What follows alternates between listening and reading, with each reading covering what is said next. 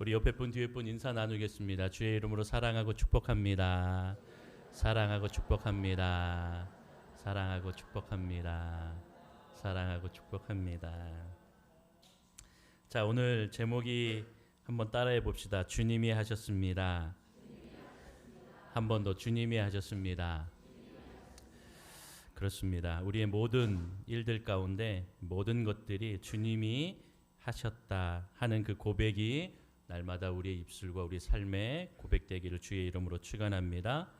여러분, 지난주 우리가 성전 미문에 구걸하던 한 사람을 보았습니다. 나면서부터 걷지도 못하였죠. 그러나 베드로와 요한이 내가 은과 금은 없지만 나사렛 예수의 이름으로 일어나 걸으라 라고 하였던 그 사건, 여러분, 나비 효과와 같이 아주 작은 그러한 곤충이 날갯짓을 하지만 여러분, 이 날갯짓이 나중에 저 지구 반대편에서 큰 파동을 일으키는 놀라운 효과가 일어난다. 그래서 나비 효과라고 말하죠. 이렇게 성령의 역사도 작은 날갯짓의 시작이었지만 이 초대교회의 첫 번째 기적을 시작으로 하여서 이 놀라운 복음의 역사, 복음의 확장이 일어나는 그 놀라운 사건을 이제 우리가 사도행전을 통하여 우리가 보게 될 것입니다. 그러한 성령의 역사, 그 시작이 우리의 믿음, 또 우리의 마음, 우리의 생활 속에서 늘 일어나기를 주의 이름으로 축원합니다. 여러분, 모든 사람들이 이 베드로의 이야기를 듣고 너무나 놀랐지요. 그리고 또 베드로와 요한이 이렇게 성전 미문에서 나면서부터 걷지 못하였던 이 사람을 예수의 이름으로 일으킨 사건을 통하여서 모든 이들이 어떻게 했다고요? 놀랍고 달려나와 솔로몬 행각에 모였다, 이렇게 표현하죠.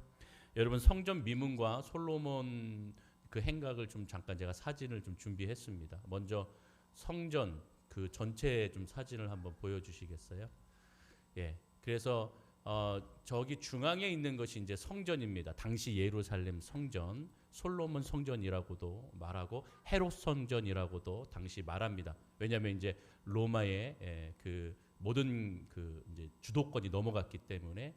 그래서 저 붉은색으로 되어 있는 것도 미문이고, 사실 그 뒤에 한 문이 있습니다. 사실 거기가 미문입니다. 그리고 뒤에 보라색으로 이렇게 동그라미 쳐져 있는 데가 솔로몬 행각이라는 곳입니다. 그래서 미문을 좀 보여줘요. 다음 사진 보면 미문을 조금 더. 그래서 여러분, 성전 그 미문, 이 미문이 아름다운 미자입니다. 그래서 아름다운 문이라고 합니다.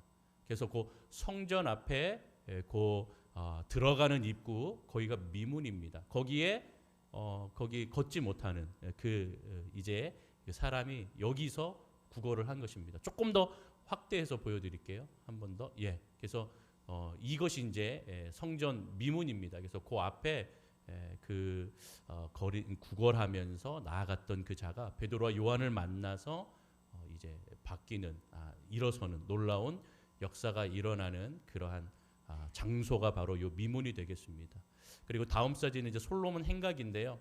요 뒷부분이 이제 솔로몬 행각입니다. 기둥들이 있고 그 사이에 이제 그늘들이 이렇게 있지요. 그래서 사람들이 이제 이 모습을 다 보고 이 행각으로 모여서 이제 그 된 일들을 놓고 이제 막 서로 이야기하는 것을 볼 수가 있습니다. 이 다음 사진들은 그림인데 이제 이러한 솔로몬의 행각이 좀 이만한 크기다 하는 걸 좀 보여드리기 위해서 다음 사진도 보여주시면, 그래서 사람들이 이렇게 모인 겁니다. 이 그늘에 다 모여서 이제 그 일들을 이야기하게 되었다라고 하는 것이죠. 이제 그림을 내려주시고, 자, 이렇게 솔로몬 행각에 사람들이 모이게 되었죠. 자, 그런데 베드로는 뭐라고 얘기합니까?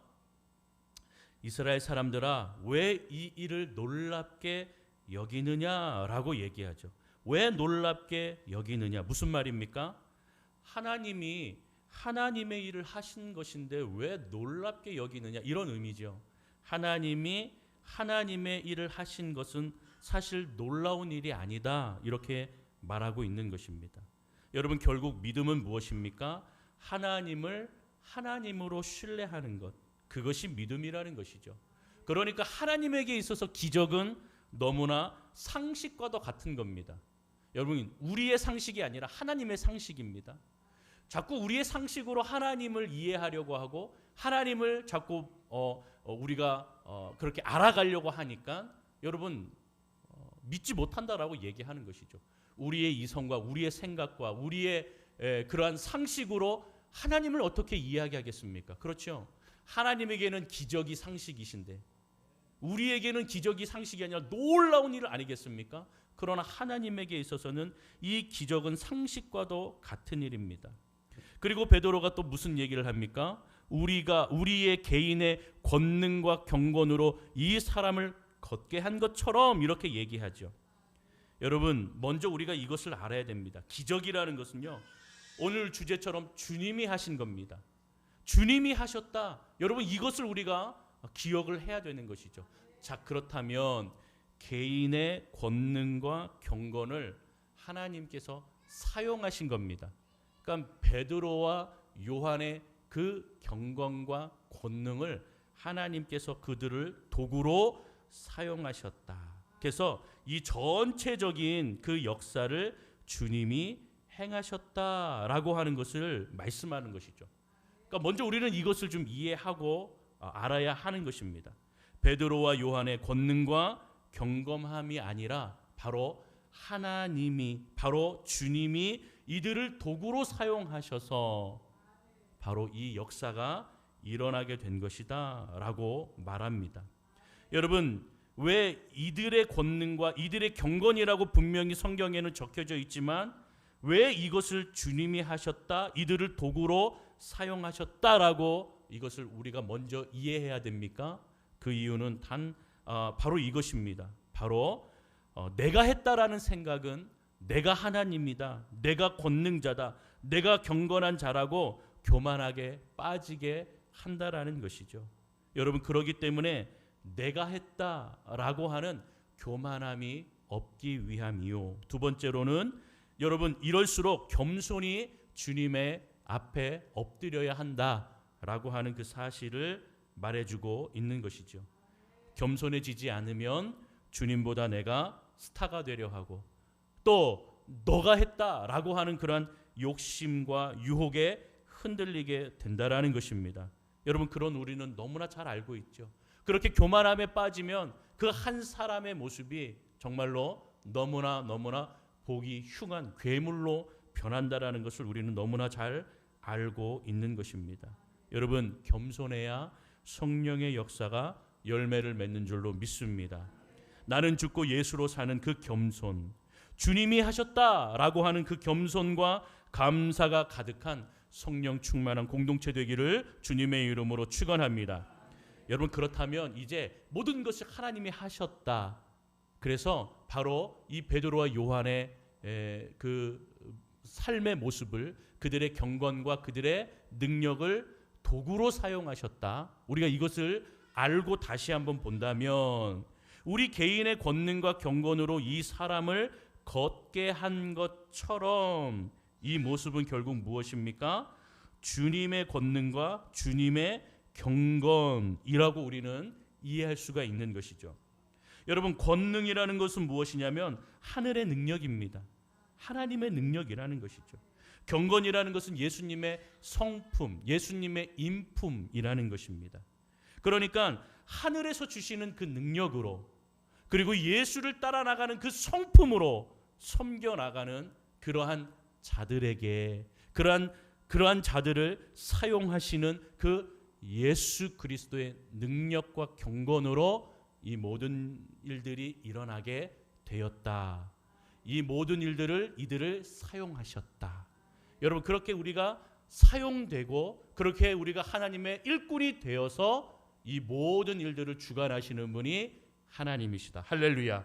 그래서 주님이 하셨다라고 날마다 이렇게 고백할 줄 아는 저와 여러분이 되어야 될 줄로 믿습니다.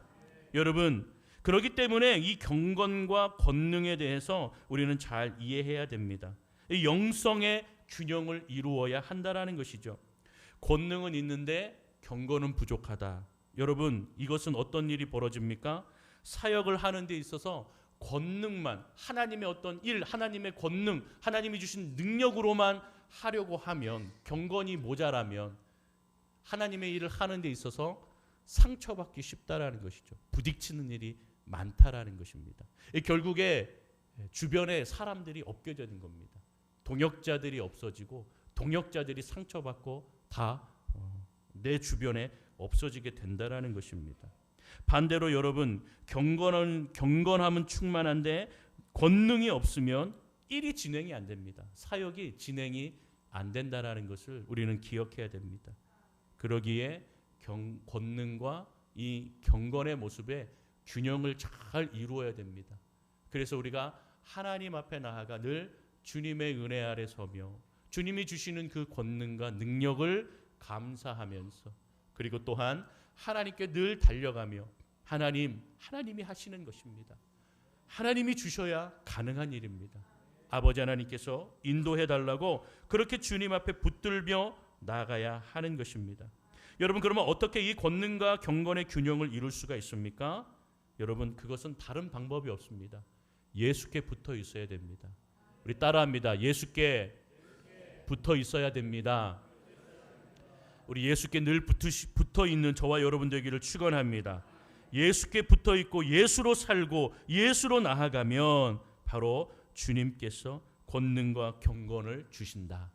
여러분, 왜 그렇습니까? 이 권능과 경건의 근원이 하나님의 아들이시기 때문입니다. 할렐루야. 여러분, 오늘 우리가 이것을 믿고 나아가는 것이죠. 여러분, 그런데 중요한 것은 기적이 일어났다. 그런데 계속 이 기적만을 사실 이야기하면 안 됩니다. 이 기적 자체는 사실 서론입니다. 서론. 베드로와 요한이 바로 그리고 이러한 일들 통하여 다 놀랍게 여기고 또 다 사람들이 솔로몬 행각에 모여서 이 놀라운 일들을 보며 이야기할 때 베드로가 나서서 이야기하였던 그 모습을 여러분, 우린 잘 기억해야 됩니다. 왜 놀라느냐라고 얘기하죠. 하나님께는 이것은 기적이다라고 얘기하면서 이제 주제를 이 기적 자체로 바라보던 사람들의 시각을 누구에게로 돌립니까? 하나님에게로 돌리는 것을 볼 수가 있습니다. 그러니까 여러분, 기적 자체를 자꾸 놀라워하고 기적 자체에 자꾸 집중하게 되면 자꾸 우리의 신앙이 신비주의로 자꾸 흘러가게 된다는 것이죠. 그러니까 이거를 경계해야 되는 겁니다. 이 모든 일들을 하신 것을 주님이 하셨다, 하나님이 하셨다에 자꾸 벗어나서 이 기적 자체로만 이것이 기독교고 이것이 예수 믿는 이유다라고 한다면 우리는 신비주의적인 신앙으로 빠지게 된다는 것이죠. 여러분, 그래서 우리는 이걸 경계하고 이것을 이루신 분이 누구신가에 대하여 우리는 궁금해하고 그분을 향하여 초점을 맞추어야 하는 것이죠. 그래서 여러분, 베드로가 참 잘한 겁니다. 그래서 설교하면서 이것을 바로 그들의 이 기적 자체에 집중하던 이 모습을 이제 하나님께로 그 주제를 돌리고 있는 것이죠. 그래서 뭐라고 얘기합니까? 13절에 아브라함과 이삭과 야곱의 하나님 곧 우리 조상의 하나님이 이렇게 시작을 하고 있죠. 여러분, 왜 하필이면 예수님을 이야기해야 되는데 하나님에 대해서, 그것도 조상, 우리 조상의 하나님, 아브라함과 이삭과 야곱의 하나님에 대해서 이야기를 하는 것입니까? 당시에 거기 모였던 자들은 유대인들이 거의 대부분이죠. 유대인들은 어떤 하나님을 믿습니까? 구약의 하나님만 믿습니다. 신약의 예수 그리스도를 믿지 아니하는 사람들이었습니다. 그러니까 그들과의 어떤 접촉점을, 또 그들의 어떤 그 모든 관심을 다 집중시키기 위하면 아는 이야기를 해야 됩니다. 아는 이야기가 무엇입니까? 유대인들은 구약을 잘 압니다. 그래서 구약의 이야기, 즉 구약에 나오는 하나님에 대해서, 우리 조상의 하나님에 대해서 얘기하는 것이죠. 아브라함과 이삭과 야곱의 하나님, 그들 이 조상의 하나님이 결국 어떤 하나님이라고 얘기하는 겁니까? 이 하나님이 기적의 하나님이다. 이 하나님에게 있어서 기적은 상식이다. 왜 놀라느냐? 그렇게 얘기하는 것이죠. 여러분, 이 기적의 하나님은 아브라함에게 어떤 기적을 주셨습니까? 100세에 이삭을 낳게 하는 놀라운 기적의 은혜를 베푸셨다. 그리고 이 이삭에게는 하나님을 믿지 못할 때에 광야에 나가서 너가 땅을 팔아. 그러면 파는 땅마다 하나님께서 거기에서 물을 주신다. 그래서 그 우물이 막 파는 곳마다 나오게 하셨는 기적을 일으키신 것이죠. 야곱에게는 어떤 기적을 주셨습니까? 아버지와 형을 속였죠. 그리고 장자의 축복을 받습니다. 삼촌 라반의 집으로 도망가죠. 여러분, 도망자의 신세였고 아무것도 없는 자였습니다. 그러한 자에게 결국에 여러분 한 20년이 넘도록 라반 삼촌의 집에서 있으니까 나중에 어떻게 되니까 거부가 되는 기적의 은혜를 주신 줄로 믿습니다. 여러분, 이렇게 하나님은 세대마다 아브라함과 이삭과 야곱 이 세대마다 하나님께서 그들을 만나주시고 그들이 하나님의 그 기적을 체험하는 은혜를 주신 줄로 믿습니다. 성도 여러분, 아브라함과 이삭과 야곱의 하나님, 그 하나님이 나의 하나님을 고백함으로 모든 하나님을 믿는 자녀에게 은혜 주심을 소망하며 바라보시기를 주님의 이름으로 축원합니다. 여러분, 그런 기적의 하나님이 이제 세대마다 기적을 주시고 지금 우리 세대에게도 기적의 하나님께서 역사하신다. 누구를 주셨느냐? 예수 그리스도. 예수 그리스도를 주셨다라고 얘기하죠. 그래서 아브라함과 이삭과 야곱의 하나님, 곧 우리 조상의 하나님이 그 종 누구를요? 예수를 영화롭게 해서 기적을 일으키셔서 우리에게 그 놀라운 기적의 은혜를 주시려고 보내시지 않았느냐라고 이제 하나님에게서 이제 또한 예수님에게로 이렇게 이어지는 것을 볼 수가 있습니다. 하나님이 어떤 하나님이냐? 그리고 그 하나님께서 우리에게 어떤 기적을 주셨느냐? 예수 그리스도를 주셨다. 여러분, 근데 이 베드로가 이런 예수 그리스도의 이야기를 시작함에 있어서 바로 이렇게 우리에게 기적과 같이 예수 그리스도를 주셨는데 우리의 죄를 먼저 주님 앞에 시인하고 보게 하는 말씀을 하고 있는 것을 봅니다. 베드로는 사람들에게 너희는 범죄하였다.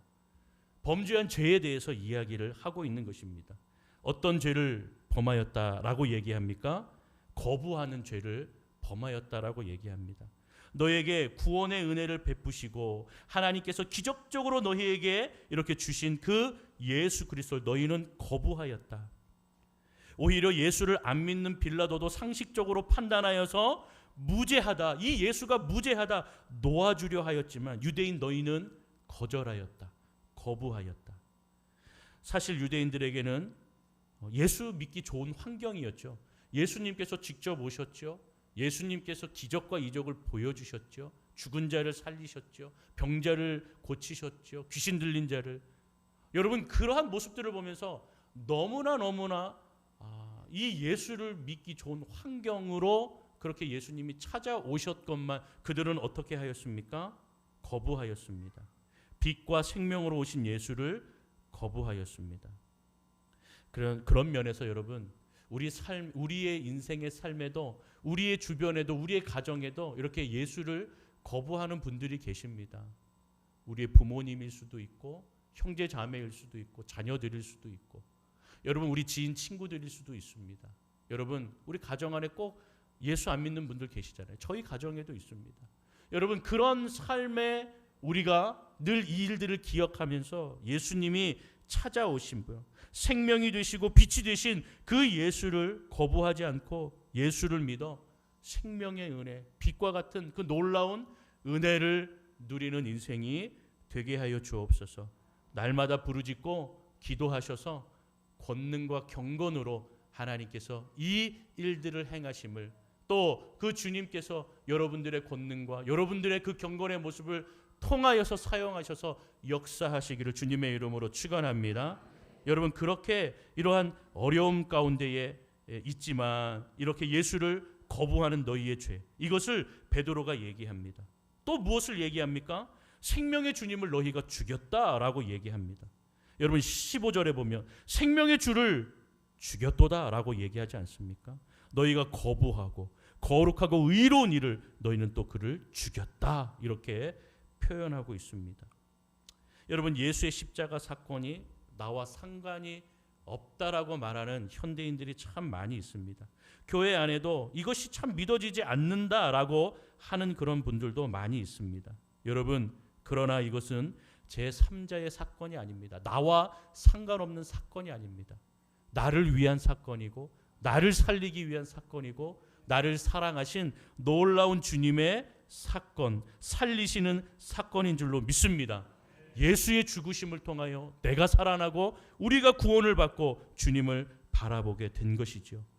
여러분, 빌라도와 로마 병정이 예수님을 죽인 것이 아닙니다. 바로 우리 안에 있는, 바로 나의 죄가 예수를 죽인 것입니다. 여러분, 우리 안에 있는 미움과 우리 안에 있는 질투와 우리 안에 있는 분노가 쌓여서 예수를 십자가에 못 박은 것입니다. 유대인들의 마음에 있는 미움과 유대인들의 마음에 있는 질투와 유대인들 마음에 있는 그 분노가, 예수를 향한 그 분노가 결국에 예수를 십자가에 못 박은 것처럼 저와 여러분들의 죄가 예수님을 십자가에 못 박은 것이라는 것을 우리는 기억해야 됩니다. 여러분, 이러한 이야기는 사실 유대인들에게 너무나 불편한 이야기죠. 그러나 이 불편한 이야기를 지금 베드로가 왜 하고 있습니까? 불편할 사실을 들어야 너희가 마음이 찔리고 너희가 마음을 돌이켜 회개할 수 있다라는 것을 지금 베드로는 이야기하는 것이죠. 너희가 이 불편한 이야기, 너희의 죄의 이야기를 들어야 너희가 회개할 것이 아니냐.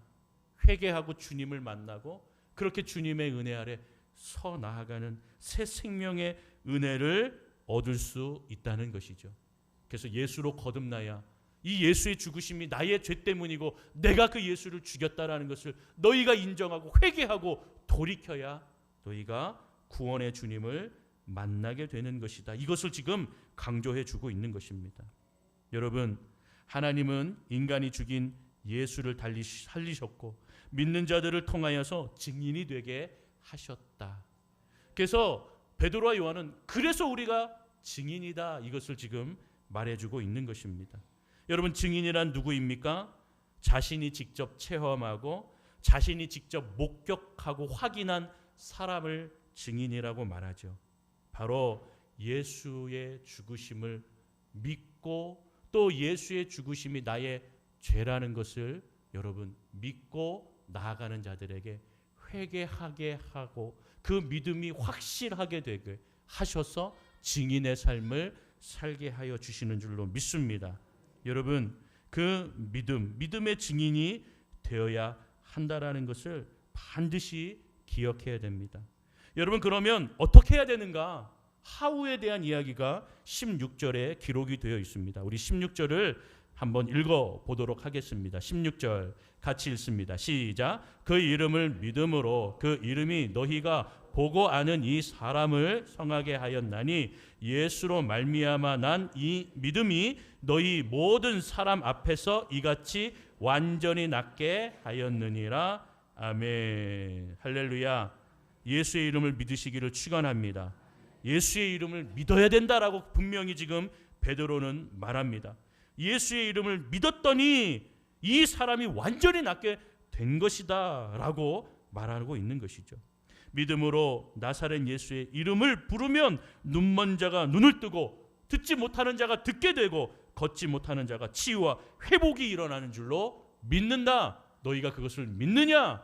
여러분, 주여 여러분께서 우리의 주변에 우리의 상황에 또 나의 모습 가운데에 여러분 그러한 모습들이 있다면 예수의 이름을 온전히 믿으시기를 주님의 이름으로 축원합니다. 그 예수의 이름으로 여러분들이 치유되고 회복되고 여러분들의 가정이 여러분들의 삶이 다시금 새 생명을 얻는 놀라운 축복의 은혜가 임하기를 주님의 이름으로 축원합니다. 왜 그렇습니까? 예수로 난 믿음이기 때문입니다. 예수가 우리에게 우리가 그 믿음으로 온전한 믿음이 새 생명이 태어났기 때문이라는 것이죠. 여러분, 믿음이 예수님을 믿고 나면서부터 믿어지는 것이 진짜 믿음이라는 것입니다. 예수를 믿지 못하는데 그 전에는 그냥 믿습니다 하는 것은 거짓 믿음입니다. 진짜 믿음은 예수가 나 때문에 죽었고 나를 구원하시고 나의 모든 것을 모든 죄를 허물을 덮으시기 위해서 그 십자가의 보혈을 흘려주셨다라는 그 사실을 인정하고 난 다음에 믿음이 진짜 믿음이라는 것이죠. 그때부터 읽었던 성경이 내 안에 새겨지게 되는 것이고 그 말씀으로 살아 역사하시는 주님을 보게 된다라는 것입니다. 여러분, 그렇기 때문에 예수의 이름을 믿으시기를 축원합니다. 여러분, 예수의 이름을 믿었더니 어떻게 됩니까? 완전히 치유되었다. 이전 것은 지나갔으니 보라 새 것이 되었도다. 할렐루야. 여러분, 이것이 주님의 능력입니다. 여러분, 이렇게 주님은 말씀하십니다. 이것을 너희가 믿느냐? 믿으면 바로 보라 새 것이 된다라고 완전한 선포를 하고 계십니다.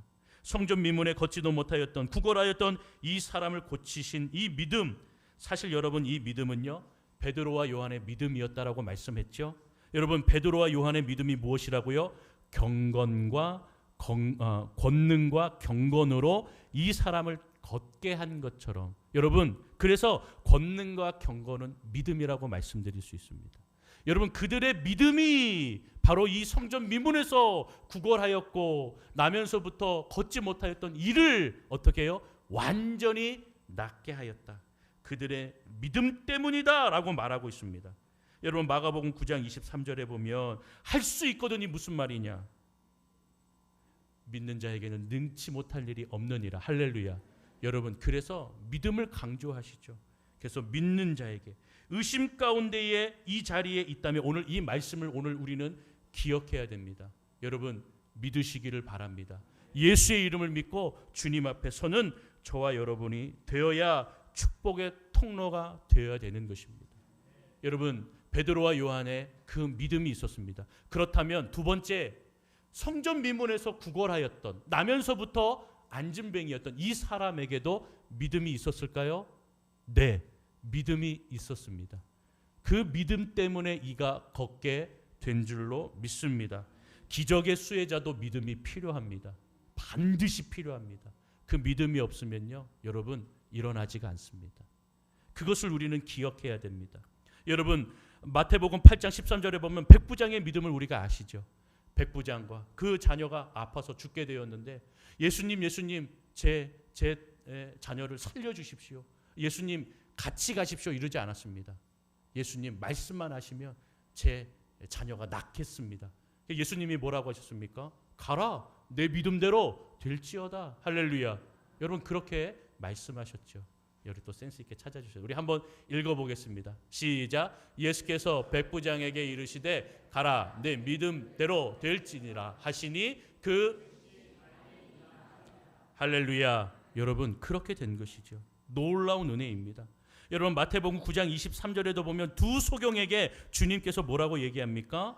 내 믿음대로 될지어다. 너희가 눈을 뜨기를 원하느냐? 내 믿음대로 될지어다라고 그들의 두 눈이 바로 열리게 된 줄로 믿습니다.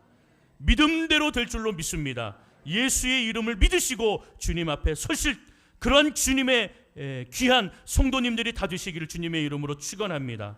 여러분, 또한 이들은 이 믿음을 구하면서 베드로와 요한은 성전 미문에 앉은 자를 왜 고쳐준 진정한 의미가 무엇인가 거기에 대해서 말하고 있는 것입니다.